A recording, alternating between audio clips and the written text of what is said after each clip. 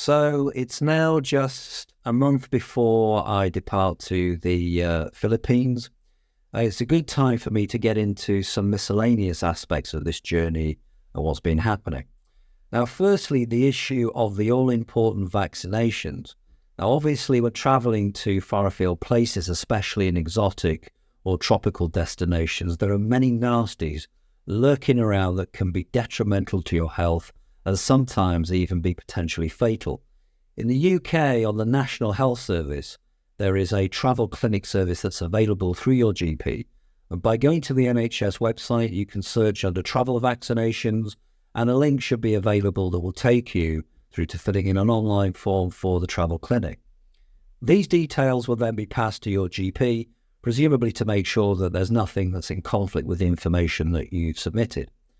Now, after giving this information, a couple of days later, I received a call from the travel clinic to arrange an appointment for me to go and see them, and about a month later and discuss any relevant vaccinations available to me.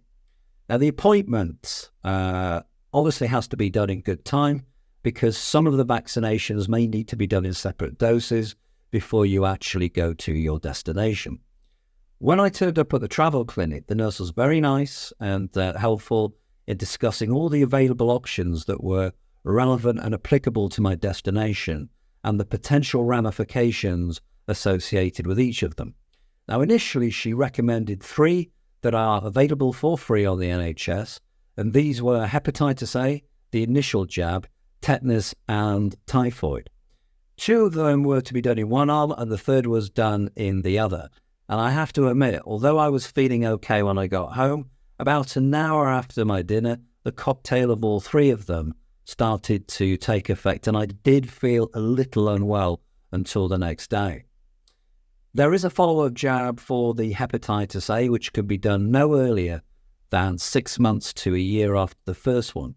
Having this one's a good idea because I was told that it's this second one that can give you the long-term protection of around 25 years or more. There is, however, a cost for the second one. Other vaccinations that were discussed, which were optional, were Japanese encephalitis, yellow fever, and one that I was told that if you get this, there's no coming back from it, as she pointed to a chart that said the word rabies. So no petting of dogs and cats and monkeys. As she told me this, in my mind, I went through the number of times that I've seen tourists petting baboons or monkeys on social media. The cute little monkey eating a snack of some kind out of someone's hand. The unwitting tourist, obviously oblivious to the potential risk of fatality if the snack actually ended up being their finger. Finally, the last recommendation for food for thought was hepatitis B, which the nurse suggested could be a good one to have if I was thinking of having lots of unprotected sex with women. It was the expression, however, on her face and raised eyebrows as she told me this, indicating a strong suggestion from her that this may be a possible necessity for this one.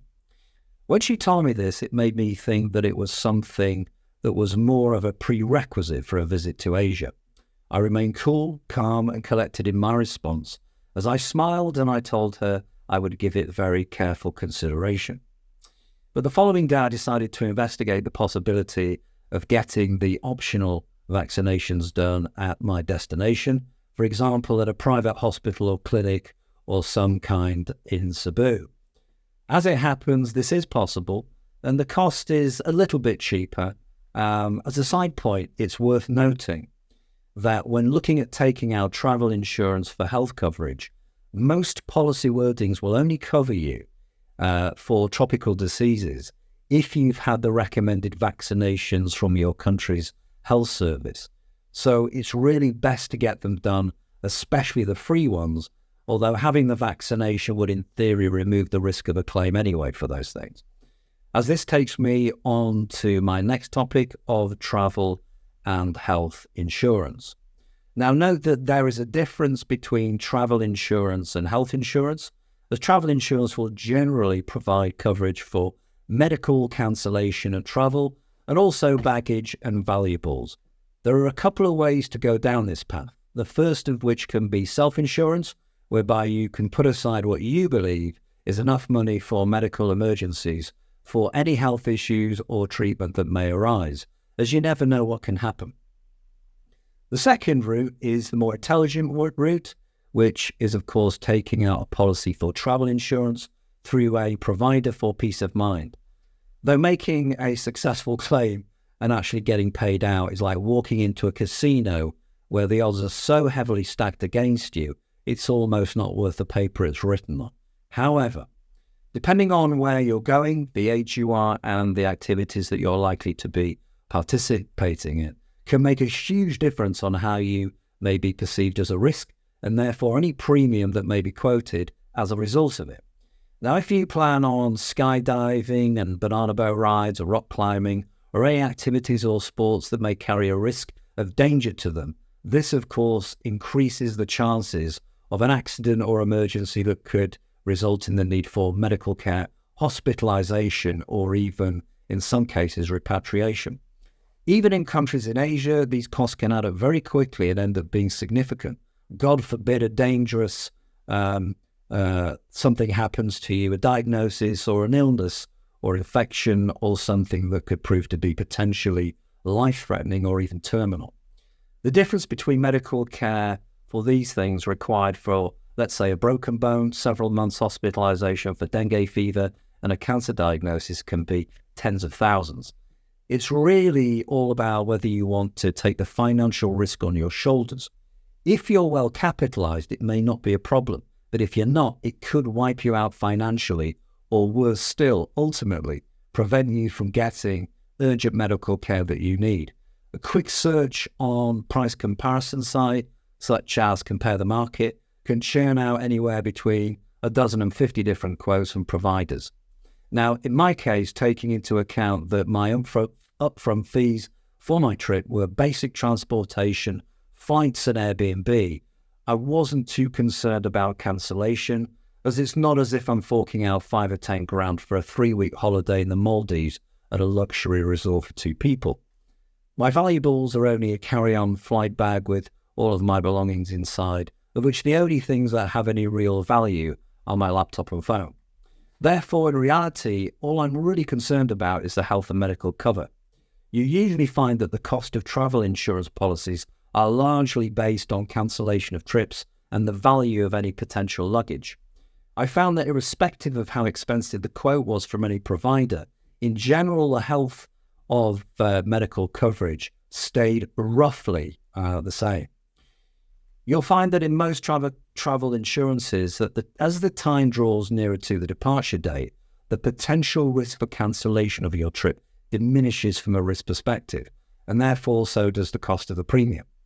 Now, just out of interest, I monitored these on a weekly basis in the 2 or 3 months leading up to now, and the premium reduced by around 25%. The cheapest quote for a basic year of travel insurance from AA was all I needed, that came in at just below $350, but this went down to around $250 by leaving it until much later. So that gives me the valuables cover, and more importantly, the healthcare, which is what I really want. And on this basis, I'll go 50-50 and take a basic low-cost policy combined with having an emergency fund of my own. Now, another thing to bear in mind is that if you are over 50, you'll find in general the premiums tends to start creeping up quite a bit. Another popular provider of travel insurance seems to be World Nomad, which quoted under 50s of around $87 a month, but by the moment you nudge over 50, it shoots up to $147 a month. That's a significant increase. Obviously, because you are classed as a greater risk at an age where you are more susceptible to various things happening, whatever they may be. So when taking out any kind of insurance, it's almost advisable to read the policy wording, even if you don't think you're going to understand it. They're usually long, boring pieces of text to read, so I usually have it read aloud to me by my PC or phone, and I just sit there and listen to it for 20 minutes or so, just to familiarize myself with the ins and outs of it. Because there are providers that have policies where they will pay for things in real time as you're receiving medical care on a daily or weekly basis, on the condition that it's been authorized by them. However, most policies in reality will require you to pay first, and then they will reimburse you after. minus whatever they can get away with not paying under their policy wording in terms of exclusions. Now, they will literally do everything and anything that they can do to wriggle out of paying you as much as possible. And they'll also drag it out as long as possible in the hope that you lose interest with your claim. You really have to be very careful about reading those policy wordings. You might think that you've got cover for something, only to find that actually when you delve into the fine print, that particular thing is not covered. For example, vaccinations, as I mentioned previously. So just be aware of that. So to summarize, make sure that you are covered, if not by your own resources, then some kind of insurance policy, just to have peace of mind.